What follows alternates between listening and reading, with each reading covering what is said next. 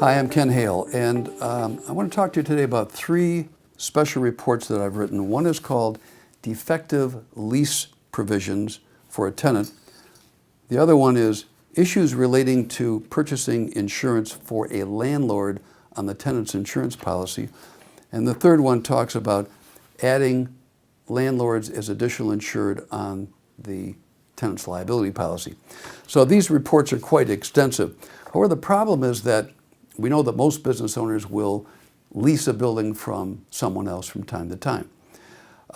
However, the risk of loss provisions, that is, the provisions that deal with what happens if this building burns down, are not dealt with adequately by attorneys or by landlords because they really don't have a good knowledge of the insurance provisions of their insurance policy as it relates to damage to a building that you're leasing from somebody else.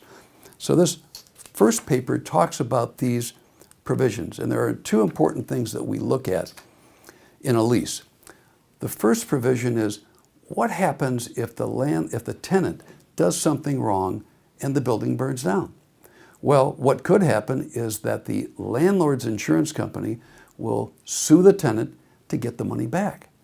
The tenant will say, well, I have liability insurance. The liability insurance on my general liability policy covers property damage liability. Makes sense.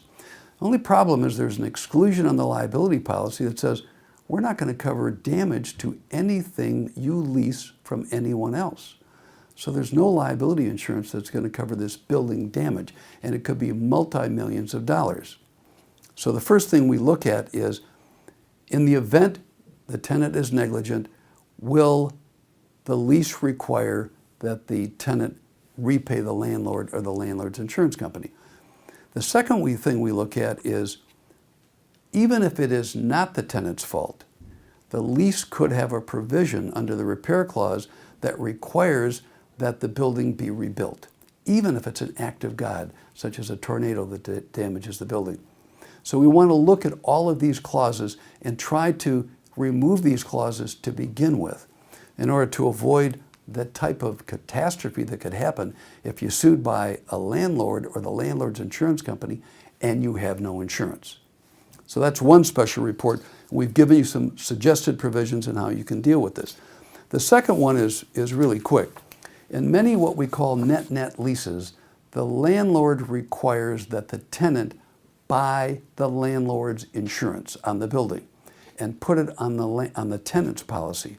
This is a very dangerous thing to do for both the landlord and the tenant and should never be done, but is quite often done. So read that report. The third one relates to the requirement in most leases that the landlord be added as additional insured to the tenant's insurance policy for liability claims, so that if there's a slip and fall in the tenant's office, that the tenant's policy will defend the landlord.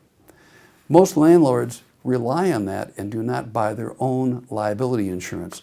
This talks about why that is a bad practice. Landlords should always have their own independent liability insurance.